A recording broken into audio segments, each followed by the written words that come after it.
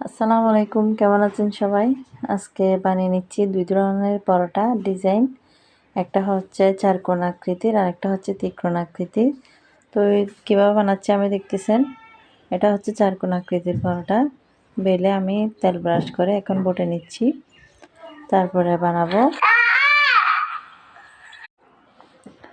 দেখেন চারকোণ আকৃতির পরোটাটা রেডি হয়ে গেছে। এবার আমি বেলে নিচ্ছি একটা রুটি। এখন ত্রিকোণ আকৃতির পরোটাটা আমি বটে নিচ্ছি।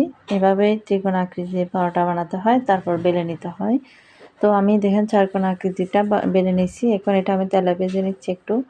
তাওয়াতে তেল গরম করে তেল দিয়ে আবার রুটিটা দিয়ে আবার উপর থেকে একটু করে তেল ব্রাশ করে তো আমার পরোটাটা রেডি হয়ে যাচ্ছে।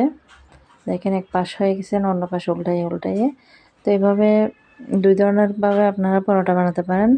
বাচ্চারা এরকম ডিজাইনের পরোটা দেখলে একটু বেশি আকৃষ্ট হয়, খেতেও মানে খুব করে আনন্দ পায় আর কি। এটা হচ্ছে ত্রিকোণ আকৃতির পরোটা।